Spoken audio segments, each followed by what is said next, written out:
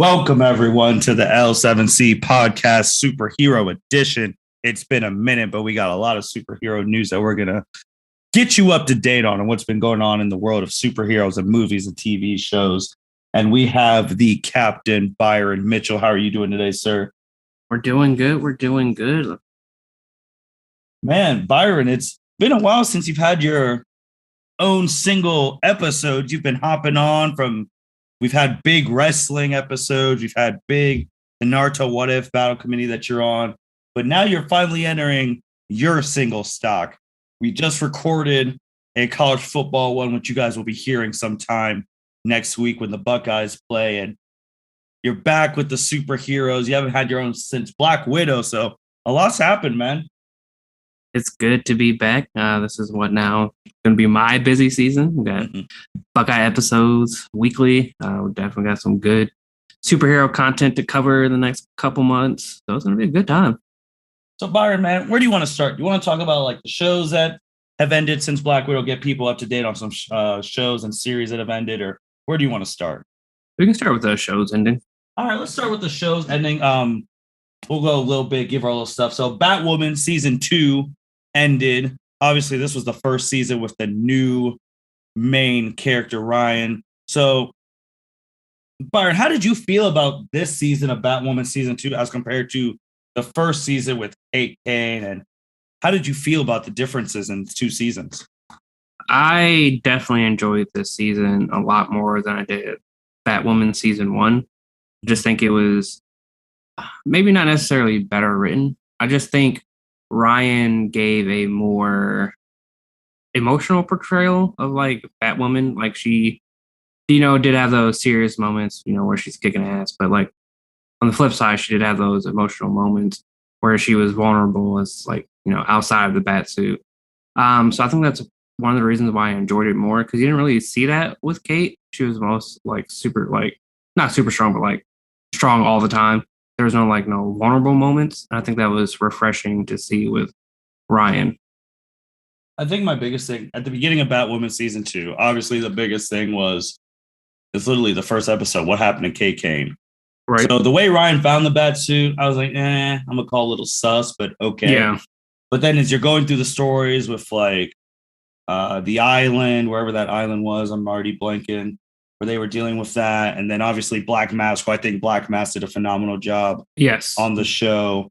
You had a pretty freaking intense episode where Luke got shot by the police officer for going for his phone. That was crazy. And obviously I hated that cop. Oh, I hate that cop so much. Obviously, you had Batwing make his debut on live television for the first time, so that was cool.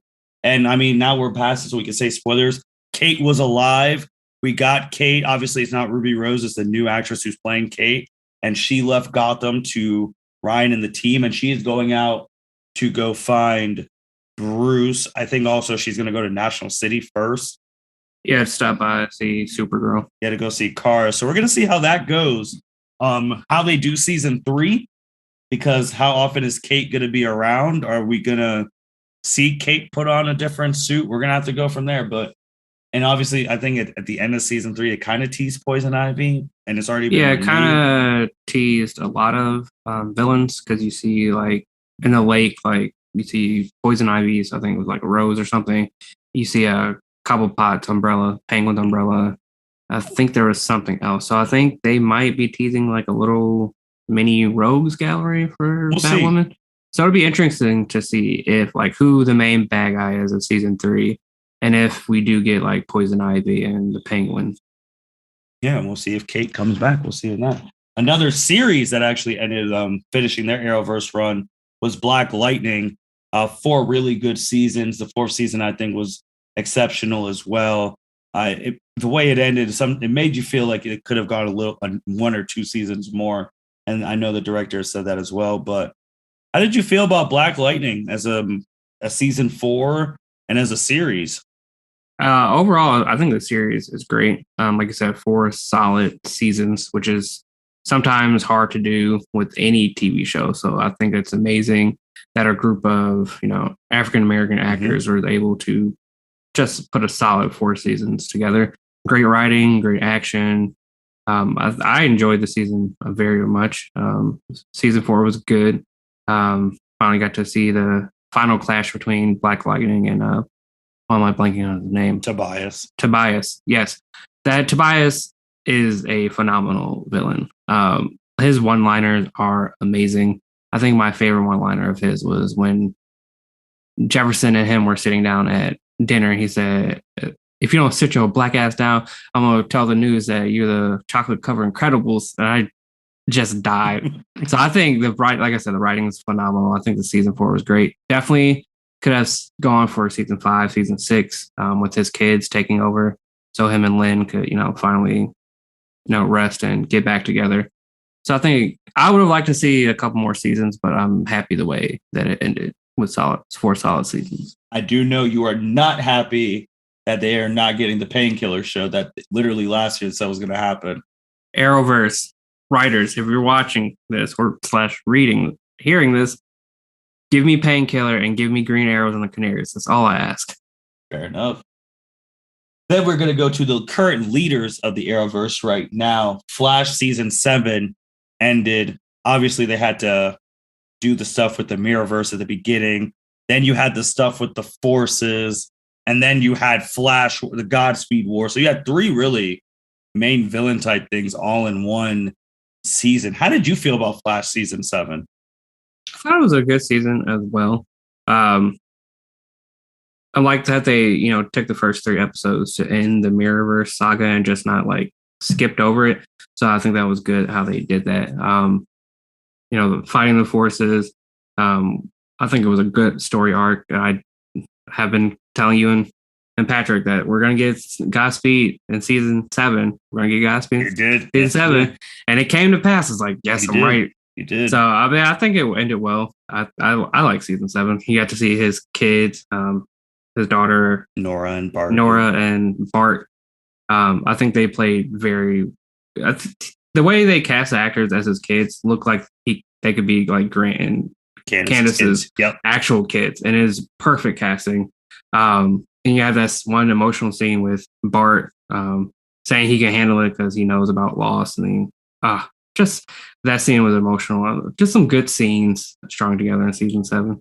I do want to just have nothing really much to add on that, but to shout out to Flash because they also hit a milestone in season 7, reaching their 150th episode. And I mean, people, that's not easy to do on TV. That's 7 seasons on TV, commercials in the streaming era, hitting 150 episodes. They're the second Arrowverse show to do that outside of Arrow. And they are going into season 8. People remember Arrow season 8. That's when the series concluded.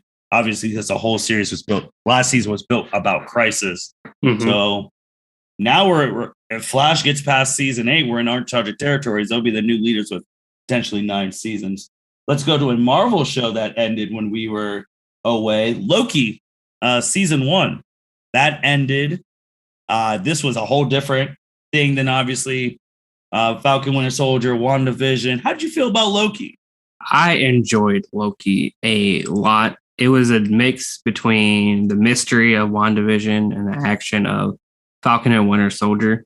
I enjoyed it a lot. A crazy twist ending. Are we going to spoilers? It's been a while, man. I mean, I think we could go to spoilers now. Splitting. First off, we got to the one above all. Not the one above all. I forgot the one who remains or something. I forgot what they call it on the TV show. Kang the Conqueror. Basically a variant of Kang the Conqueror. Mm-hmm. That actor did a phenomenal job in that role. And then at the end of the season, you see basically the timeline / the multiverse split. So this is going to have a huge impact on what is coming in the MCU. And I am excited for it. Yeah, I'm definitely interested because, I mean, Marvel is obviously, they're not I don't think of them as the multiverse comic series. I always think DC. When I hear multiverse, DC's been the top multiverse. So Marvel doing it now, and obviously casual fans are like, oh my gosh, Marvel's doing a multiverse. I'm like, dude, DC's been doing this for like almost 10 plus years right now. Right. So it's interesting. We'll see how that goes. And another show that ended their first season, who I've said objectively, the Marvel shows, DC shows, Watchmen, this has been the best superhero show this year. Superman and Lois. If you haven't watched it, get freaking hip. This is S tier stuff. Byron, how did you feel about the first season of Superman and Lois? It was a great, phenomenal season. As I said, I think it was either last podcast or the podcast before this, when we talked about the first episode. That was one of my favorite intros to any TV show that I've ever seen. Just the first 15 minutes were great, just to see his life, him growing up, and then basically the rest of the season was just about him discovering life in Smallville again with Lois and raising his sons, Jordan, and I forget the other one's name. His son having basically Jordan and Jonathan. Jordan basically having his powers and learning how to deal with that. It was just a great season. Last episode was phenomenal. Great season. I can't wait to see what season 2 does. We had Captain Luthor's daughter come back. So we're going to see. I'm interested to see how she works with Lois as her mother, but not her mother. Yeah. So it's going to be interesting to see. I'm excited for season 2. Yeah, John Henry Imes. You got to see him in the steel bit. We finally got the turns of that, and we got the Eradicator. I mean, we got a lot of stuff in season 1, and yeah, do yourself a favor and watch Superman and Lois. Like, I can't tell you how good this show is. The production they put into it.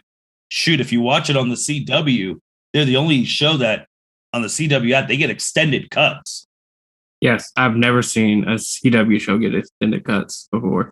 Which is like, man, you want to watch it live, but you know you're going to get an extended cut on the app. I think the first episode, the premiere, the pilot, they were longer than the hour. Yeah. I think it was like an hour, 10 minutes or something. And I'm telling you, man, Tyler Hoechlin as Superman. It's a great fit. He's climbing. I cannot wait for season 2. And shows that have started. Stargirl, season 2, they have started on a happier note. They're about 3 episodes in at the time of recording. How are you feeling about Stargirl season 2 right now? I'm liking it so far. It's had a solid first 3 episodes. I think Eclipso is going to be the bad guy, but you also know that, Arrowverse shows like to have like a first half villain and a second half villain. So I'm interested to see if he's going to be the villain for the whole season. I like how they're having Cindy like form of like a teen version of the ISH versus a teen version of the JSA. I think that's a nice touch. The Green Lantern that they had, badass, whooping ass after first episode. So I'm interested to see what they're going to do with that character. But I think a very solid first 3 episodes. And then a show that has come back from hiatus because her cousin just finished. Supergirl season 6 is back. Literally just came back after Superman season 1 finished, and they are about an episode and they just came back this past Tuesday. What are we expecting at the second half of Supergirl? We still don't know. She's out of the Phantom Zone. We don't know who's going to be the series finale bad on the previous episode. I mean, she's acknowledged that obviously she was in the Fortress, Superman, and she said Kal-El was back in the Fortress. So if you came back and Kal-El's back, did you come back after season 1 ended, or did you come back in the middle of Superman and Lois? If you did, that would suck that you don't help your cousin fight against all those Kryptonians. I was just putting, plot points. But this is another series where this is another Trinity member out of the Trinity whose series is going to be over after 6 seasons, 6 successful seasons. Like, what are we expecting out of the series finales? Like, who's the bad guy? I feel like Lex is going to come back around. Okay. I just don't feel like we're done with him yet. Mm-hmm. Especially when he's going to find out that Supergirl escaped the Phantom Zone. He's going to want to finish what he started. So I think he's going to be the series finale, and I think that would be fitting because John Cryer does an excellent job as Lex Luthor. One of the best Lex Luthors I've seen. Phenomenal, just phenomenal. So I'm very excited, interested to see because I think there's 13 episodes left, so basically a whole season left of Supergirl. So we're gonna see. The first, I think it was like 8 episodes, 6 or 8 episodes were good. Her stuck in the Phantom Zone, just having the team, cope with life without Supergirl for a little bit. I think it's been a good season so far. And then another Marvel show that started, Marvel What If. This is a Marvel show of like, what if things change? What if Peggy Carter actually got the super soldier serum? What if T'Challa was taken by Yondu? Those are the type of things that we're seeing in that. Different what if things. Byron, what are you expecting out of the show? And if you had to make your own MCU what if topic, what would it be? Ooh, that's a good question.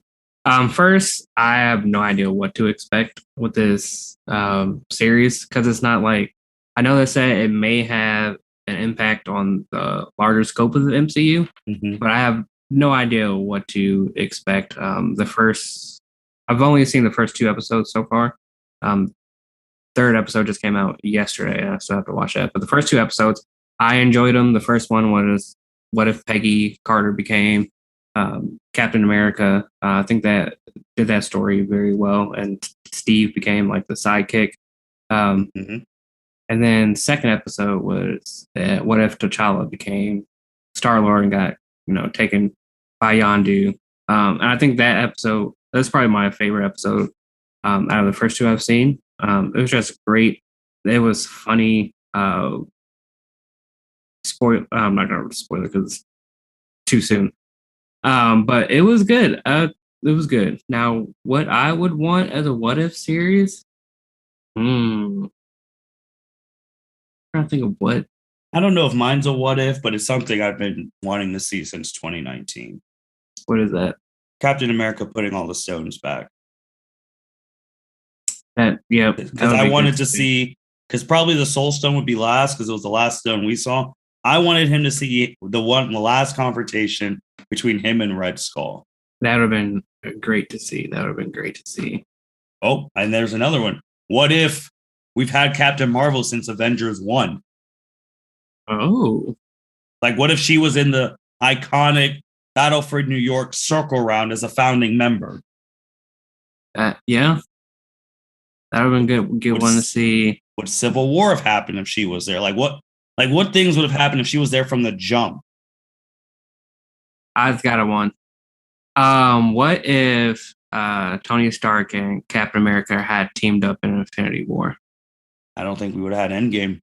I don't think we would have either, but it would just be interesting to see. I would think, but Thanos is smart. I think he'd retreat. But I would have to think like that means they wouldn't have the space battle, or would they send everyone to space to fight?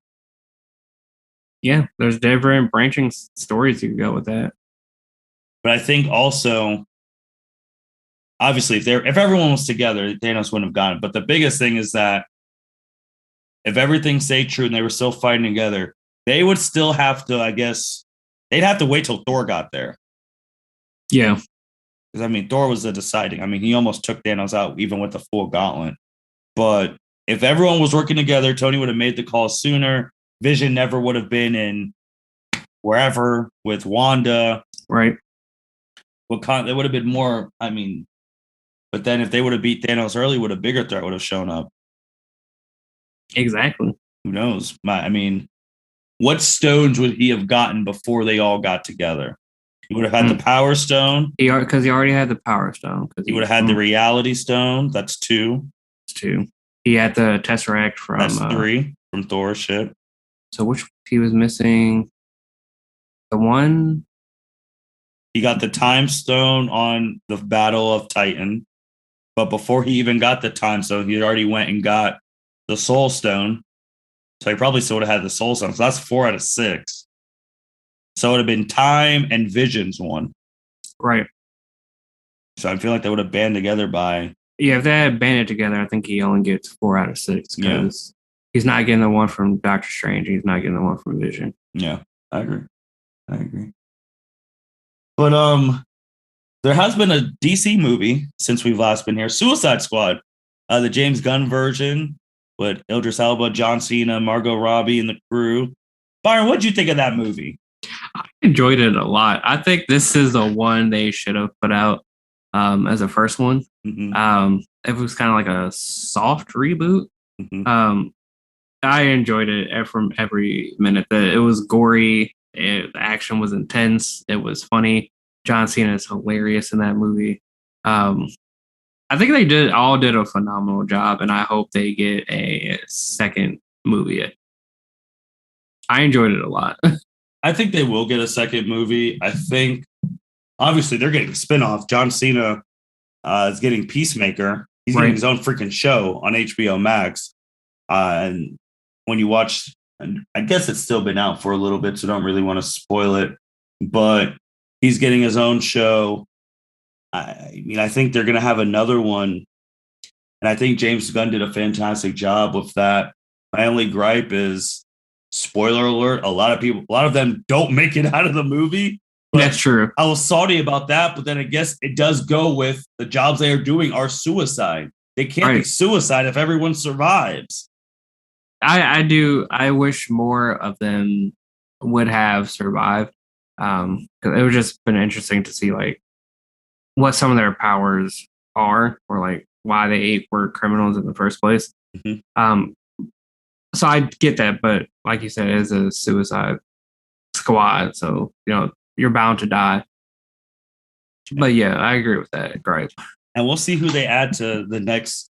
I guess it would be the third Suicide Squad movie, but second in James Gunn's thing. So we'll see where they go from there. But it was a great movie, and again, it was a right direction for the DCEU. Yep. And we have movies coming up. We got Shang-Chi, Legend of the Ten Rings, coming out next week. Next Friday. Next Friday. I mean, you're going from Buckeye game Thursday. I mean, I could help you guys with your weekend. Watch the Buckeye game Thursday. Go see Shang-Chi on Friday or Sunday. Then Saturday, kick back. Watch college football. Gear up for Clemson and Georgia. There's your weekend. There's your Labor Day weekend right there. Yes, sir. Byron, man, what do you... I'm expecting some things from this movie. I mean, of course, Black Widow. I enjoyed Black Widow a lot, but that was the last one of a founding Avenger, even though the end credit scene set up for another show that'll be coming down the road, Hawkeye. But this is the first one. New dude. Entered the first movie. I'm excited. The trailers have been just amazing. The action, I think, is going to be very action packed. I don't know too much about Shang-Chi. So I'm going in basically blind. So I'm excited to see what they do, and I'm glad, all about representation. So I'm glad they're finally getting an Asian American superhero or Asian superhero. So I'm excited. Yeah, I am too. I'm also super curious. What is Wong's connection? Yeah, that's going to be interesting. Because he's the only person in Abomination. We both. Yep, I was going to say that Abomination, how he comes into being in that cage match. Like, is Wong? Is he going to be a scout for the new team? But we'll see. But speaking of new team, we're going to go to trailers. We've obviously saw all the Shang-Chi trailers, movies coming out next week, but we're going to stay with the Marvel side. Speaking of new teams, I thought their trailer, when they're like, when Captain Rogers and Iron Man are gone, who's going to lead the Avengers now? I thought that Eternals trailer was going to be my favorite one. The last Eternal trailer that they put out was heat. It was good. Now that has me excited for the movie that comes out in November. And this is going to be a whole new group. And guys, I know this is the same question we asked for Captain Marvel. And if you're so strong, where the hell were you during the final fights against Thanos? And they were told they can't interfere. And we're like, by who? And you see a freaking Celestial. So, yeah. Byron, what do you think of that last Eternals trailer? I was intrigued before, but now I'm really intrigued, and I can't wait till it comes out in November. I am excited to see it. They did answer the question, why they didn't interfere with Thanos snapped half the universe, because they were told not to. Because comic lore is that they can only interfere in events if it's one of their own, so one of the Eternals or one of the Deviants. So that's why they couldn't interfere with Thanos, even though believes he's both an Eternal and a Deviant. So hopefully they'll explain more of that in the movie. But the trailer looks amazing. The big Celestial on the throne. See That a was Deviant. wild. That was wild. You see someone fighting Angelina Jolie's character. So I think that may be a Deviant. So we'll see how. I have no idea where this is going. I have no idea who the big bad is. So I'm excited. I am too. I always have expectations for MCU movies. As long as they connect to the over, I'm cool. But like you just said, her name, Angelina Jolie wouldn't sign on to this movie if it was going to be bugs. Right. This is Angelina Jolie we're talking about. Angelina Jolie, Selma Hayek, two big names. They would not sign on to this thing if it was going to be bugs, especially a superhero movie, which they don't need to like. That means this something's going to be cool in this one. I'm excited. Going on to another Marvel trailer that came out. I know you guys don't worry, we're building up to it. There's been some trailers gone, but Venom had their second trailer and Carnage was wrecking shop. That second trailer was heat. And we were not expecting that one that day. We were expecting something else. Right. It randomly dropped. Like I said, the trailer was heat. I'm glad that we finally got to see like Carnage on screen. Because the first trailer like teased it but didn't really show him. But the second trailer, they showed him in all his Carnage pun. But it was a great trailer, and I can't wait till it eventually comes out. I know it's gotten pushed back at least twice. Now the new release date is January 23rd of 2022. So hopefully that's the last delay, and they'll just release the movie. But whenever it comes out, I'm definitely going to watch it. I have a theory about that, and we've already talked about the Shang-Chi. We've talked about Venom. We've talked about the Eternals trailer. We talked about Shang-Chi trailer. Byron, is there another Marvel trailer that shocked the world just recently? I think there's another web slinger. Yeah, I believe there was a web slinger trailer that dropped on Monday that got over 2.4 million views, even though the trailer was leaked the day before. Yeah, Monday night at 9:30. That guy that we have been trying to guess. That man, Spider-Man. The trailer dropped, guys. I know me and Byron, we've been talking our messages, trying to pinpoint when it was going to drop. We thought it was going to drop one day, then they dropped the second Eternals trailer. Thought it was going to drop this day, then they dropped Venom. So then when it leaked the day before, Sunday night, it leaked.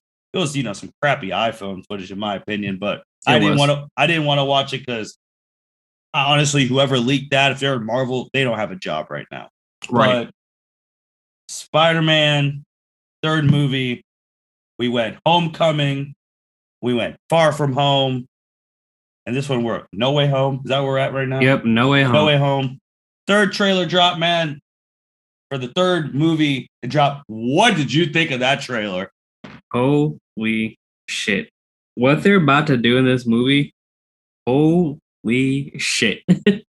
Man, that trailer was heat. First, you get them talking about the last events of the last movie, about how his identity was exposed. Mysterio broke code, man. Mysterio broke code. But Vulture is probably not happy wherever he is because he didn't expose Peter. He knows code. Mysterio broke code. So we got him being interrogated by the police, him trying to defend himself. All those are not my drones. And then you get to him going and seeking out Doctor Strange. Like, can you help people forget that I'm Spider-Man?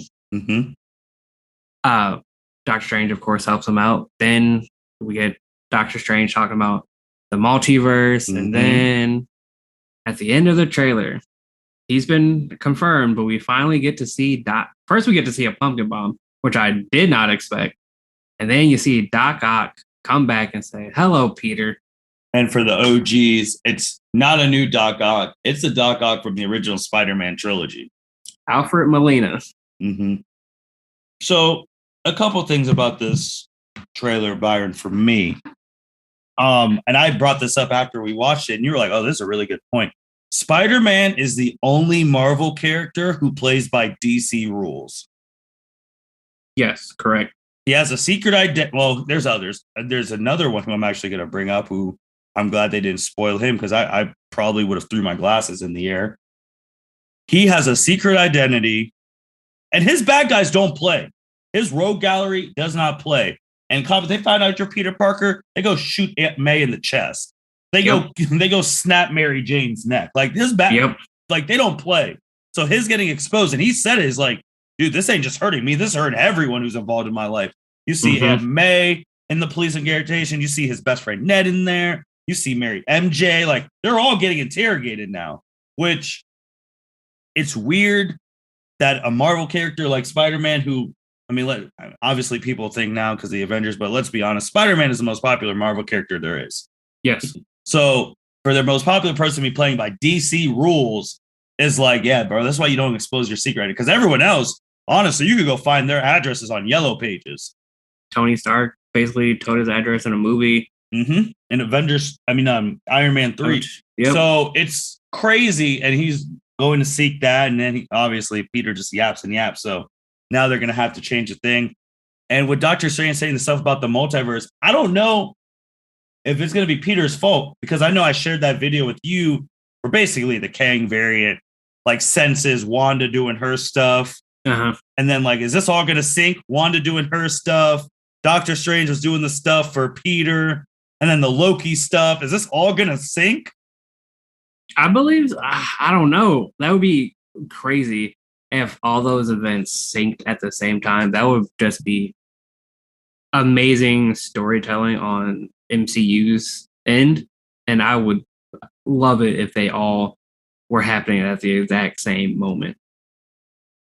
Like, I think, and this was the other thing, why there's another a Marvel character who plays by DC rules, who I thought he was going to get shown in that trailer, and I was going to throw my glasses up. The other one, when he was there handcuffed, I thought someone was going to say, not another word, I'm your attorney. And I thought Matt Murdock was going to walk. If Charlie Cox would have walked out in that trailer, it already blew up the internet. The internet would still be unavailable right now. Yes. Yeah. If they bring Charlie Cox's Netflix's Daredevil, that would be insane. Like I'm glad they saved it. Obviously, people are waiting for like the other Spider-Man. Like we're gonna get some surprises in this, and Sinister Six is gonna be confirmed, but it'll be interesting to see how this goes with Peter. And it's weird that I do like that he went to another fellow hero, keeping that connection involved. I don't like, I'm like, okay, so no one from S.H.I.E.L.D. is going to be like, hey, he's off the hook. That's probably how he gets out of jail. I don't know, but y'all knew who he was. He literally just fought with y'all in the second movie. So Skrull Nick Fury, come and help him out, because we know he's a Skrull, and the real Nick Fury is in space, which God, we don't know why. But we don't know why, but I mean, there's rumors why. It'll be interesting, and it looks like with this one, depending on because Wong is in Shang-Chi, which obviously Wong is the right-hand man to Steven. So is Doctor Strange going to be the new integral part in the Avenger group, like helping people, connecting movies, because he's going to have his own movie with Wanda. Yep. So I'm very interested to see Doctor Strange's part. And Benedict Cumberbatch, man, we don't give him enough credit, but that dude looks great as Doctor Strange. Yes, perfect casting as Doctor Strange. Now I don't know if this is a hot take or if this is a theory. I don't know if that's the real Doctor Strange. Oh, the one in the Sanctum Supreme? Yes, and here's why. Because in Infinity War, he said, "Oh, I'm here to protect the universe from you assholes," or something like that. Why would he perform a dangerous spell like that when it could fracture all time, space, reality, multiverse? That just doesn't make sense to me. Yeah, but I guess it did make sense too when he said that about like he let Tony and Peter die before giving the time stone, but then he literally gave the time stone after he looked. Remember, this is a Doctor Strange who's looked 14 billion whatever in the future. Right. So I mean, how far in the future did he look past the final fight? I don't know. Like that's something, but not being a die, that's a hot. That's a hotter. I think a hotter thing is they send someone else to fight Peter, like an own Avenger. Mm. Like, Who, though? I don't know. I think everyone's clamoring for a scene where it's the Sinister Six against.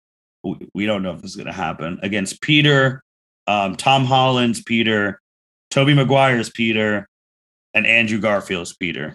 I think that's what people want. I think that's I know that's what people want because I want it. But we'll see, man. I'm excited. I mean, December. I mean, after COVID year, Marvel is Black Widow, Shang-Chi, Eternals, Spider-Man, all in the same year with the shows, which are basically mini movies. Yep, because we had WandaVision, then we had Falcon and the Winter Soldier, Loki. Now we have this What If. I think Miss Marvel's next, and I think they're going to end with Hawkeye. But I could be wrong. I just know they still have Miss Marvel and Hawkeye Disney Plus TV shows to go. Yeah, so we'll see how those go. But yeah, that Spider-Man trailer, man, it was wild. I still don't know if I like it better than the second Far From Home trailer. Oh, when you said everywhere I see your face. Mm-hmm. Yeah, that. Because you couldn't even watch that trailer if you didn't see Endgame. Like they literally said at the beginning, if you haven't seen Endgame, don't watch this trailer. True.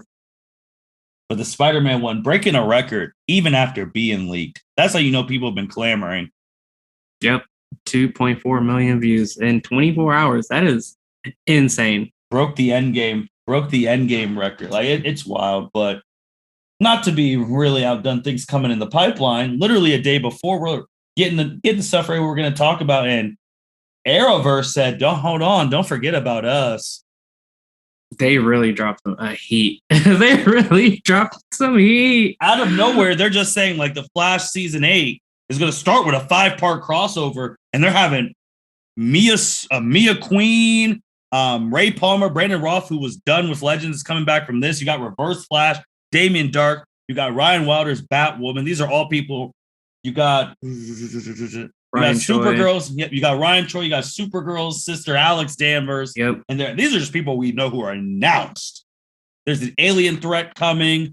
Flash's team's not strong enough. Oh, got it for the culture. We got Black Lightning in this. Black Lightning. Let's go. So, dude, when I saw that at first, I was shocked because I'm like, Ray left Legends, like Brandon left. Mm-hmm. Tom, obviously, he was done with Flash, like he finished. Mm-hmm. Damian's been dead, but he comes in and out. Mia, obviously, her journey ended in Arrow, which we saw her in the future. And Black Lightning show ended, and Supergirl show is ending in 13 episodes. All these people announced are people who I didn't know if we'd see them back, and here we are. Like, what's going on, bro? We were not expecting that. No, this news dropped out of nowhere. I, for one, am very excited to see how everything shakes out. What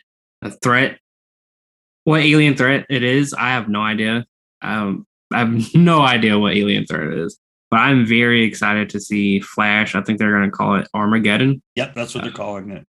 Which is a heat title, by the way. Man, I feel this is going to be a great crossover. We finally have crossovers back after Crisis on Infinite Earths, which is one of the best crossovers on TV, period. Mm-hmm. They connected so many DC shows with that. I know we've talked about it on a past couple of podcasts. So if you haven't listened to that one, listen to it. But yeah, Flash Season 8 is going to start out with some heat. Yeah, it's the surprises, and they've said surprises, and we were trying to figure out like, because this is the first crossover since Crisis. Crisis was 2 years ago. Yes, obviously it was the whole Arrowverse was leading towards Crisis, but it's the fact that was 2 years ago, and it's wild because this crossover is 5 parts. I didn't think we have another 5-part crossover again because Crisis, I thought that was the last one. I thought they were talking about they were going to do like mini 2 episodes, but this is 5 episodes. Yeah, I think they want to come back with crossovers with a bang. I know before COVID, and everything that happened. Like you said, they were going to do like, 2 episodes here, 2 episodes there, which would have been fine. But the way that they're starting with just a 5-part crossover event is it's so exciting. I mean, crossovers were literally the things you look forward to in the Arrowverse every year. Yep. It was like Christmas. When's the crossover? That's what let us know when's the crossover. Yep. Every year. And the crossovers always deliver. There's not been one bad crossover. Nope. So I'm super excited, man. I can't wait to see as we get closer and closer, other people who are involved. And if we're gonna have a big battle scene, like Mia's in the future, so we're gonna be time traveling. Reverse Flash, anytime you see his name, that is a problem. Why is Damien Dark back? Like, what? We're gonna have to wait and see, man. We're gonna have to wait and see. Reverse Flash said he would be back in season 7 of The Flash. He said, "I'll be back." That's true, but he's coming back. We didn't think Tom was coming back. We thought, the things were Tom and Cisco were done. Yeah. But here we are. Just some quick things, Byron. What do you think about the Scarlet Sue and Disney, and then Disney calling Shang-Chi a nice little experiment? I felt like Disney's been slipping a little bit in those things.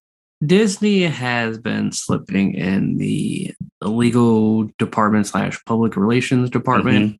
Because I believe in Scarlett's contract, they said that it would be exclusively in theaters.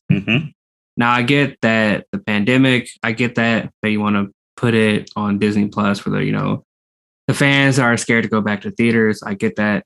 I 100% agree with that. But I feel like you should have talked to Scarlett first to get that go ahead to make sure that was okay, since it was part of her contract to be exclusively in theaters. No, I agree. I also think too, they already told on themselves when after the Scarlett little suing with Disney, and again, people, it's not Scarlett suing Marvel. It's not Kevin Feige. Kevin Feige was mad at Disney too. It was an embarrassment. She's suing Diz, but then of course the next movie after Shang-Chi, they only said only in theaters. Right. So they told on themselves there, and then calling Shang-Chi a nice little experiment. I was just like,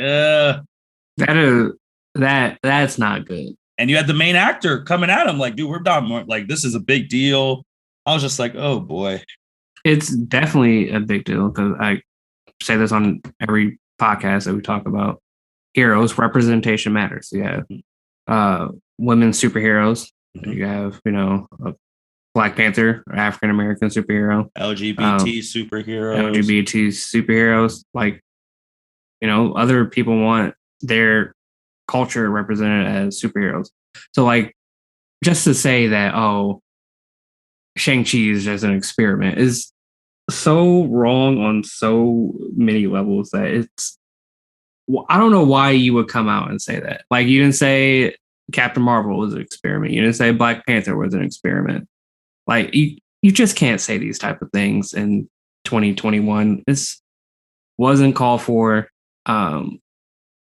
It just leaves a bad taste in so many people's mouths. And I really hope this movie does well. I really hope it cracks $1 billion, just to basically shut that guy up who said that. I think it will, because it's only in theaters. You have no choice. Right. Which is fine. I'm going to go see it in theaters. Like, I've been so excited just to be able to walk in a theater, kick back on the recliners, watch the movies, and I take the mental notes in my head and get them ready for when we do superhero stuff and discuss in the group messages. But no, man, I'm excited for Shang-Chi, and even with the Black Widow stuff. I love Black Widow. So Marvel is plugging along in the movies, and they're not just plugging along in the movies right now and plugging along in the shows. They're plugging along in the games. You had the War for Wakanda expansion pack come out, and anyone who slept on the Marvel's Avengers game, this is the perfect time to get it. Now you got 9 heroes. I'm not even sponsored by them, and I'm giving them a plug like this. And the War for Wakanda DLC really showed the pinnacle of what that game could really do. Yeah, War for Wakanda was a great expansion. I think we needed it as fans, because they'll drop their events, which was cool, but like, you wanted to see like a longer story. So I think it was the War Black Panther, the way they created him. combat is smooth. His abilities are smooth. The story was great. Claw coming in, him not trusting outsiders because after A-Day, and then just wrapping that story up. I think it was a great expansion, and I hope the next one is as fire as this one. Yeah, we'll see what the Marvel's Avengers game will be doing because they'll be reaching the year anniversary. Actually, pretty soon. Yeah, I think September, like 15th or something like that. Yeah, so I'm pretty sure we'll get a roadmap and that. Like, guys, it's the perfect game. If you want some Avengers content, get it right now. They've already announced a couple more games that they just announced. And my biggest thing is DC, where you at? You haven't had a new game since Injustice 2. Oh, August 14th. They already had their year. Oh, so then it'll be something else will be coming then. Yeah, but yeah, DC, man, you haven't had a new video game since like Injustice 2. Let's get it going. I know Byron has said, I mean, we had got them their game pushed back. DC Fandom, which was our 3rd podcast ever last year. That was Byron's one that he covered. So we're gonna have another DC Fandom, and I'm expecting a lot. I don't even care about the video games anymore, Byron. I want an Armageddon trailer. Yeah, because I think the Fandom is in October, and I believe season 8 of Flash starts in November. Mm-hmm. So we should be getting a trailer for that. We should be getting a trailer for Batwoman. We'll probably get another trailer for the Batman movie. Oh, yeah. We'll probably get a trailer for Black Adam, finally. Final teaser trailer for Black Adam. Yeah, according to IMDb, Flash starts Tuesday, November 16th. And that's when the crossover starts. Good God. Starting your season off with a 5-part crossover. That's how you know you're running ship at CW. Oh, yeah. But man, I'm excited. Definitely the closest thing right now, Shang-Chi is literally coming out next week of this time of recording. Check out all the shows that we've talked about and just get ready, man. Like, fall is a season. You're going to have football. The comic shows are going to be back, movies, video games, hoping roadmap. We see where we're going next in Marvel's Avengers, because just like the MCU, you really want to know how this is connecting. So, Yeah. Byron, anything else before we close, man? I think we covered it all. We covered a lot. Check out it all. It's a great time to be a nerd / geek. We got some great movies coming out, great TV shows. I know Titans just had their... Yep, Titans season 3. Yep, they've started too. Yep, I missed that one on the notes. You're right, man. Their Red Hood is doing some things over there. Yep, I haven't caught up yet, but I'm getting there. So yeah, we've got some great content. Check it all out. Ingest as much as you can, and we'll be back probably to review Shang-Chi. Yeah, that'll be our next one. Yeah, review Shang-Chi, and maybe some other people will drop some trailers, and we'll see. I don't know who else would be. Well, you never know. You never know. Someone could just come out of nowhere and it's like, here's a new trailer for Blade. Man, that would be something. But with that being said, everyone, thank you for everyone for listening to the L7C podcast. Make sure you check out Shang-Chi next Friday, or you can see it on Thursday. We won't be able to watch it Thursday because we're going to be watching the Buckeyes, but check it out on Labor Day weekend if you get a chance. And with that being said, take care. Thank you for listening to this episode of the L7C podcast. Be sure to like, rate, review, and subscribe to the channel. Follow us on all social media platforms, and we'll be talking to you guys soon. Take care.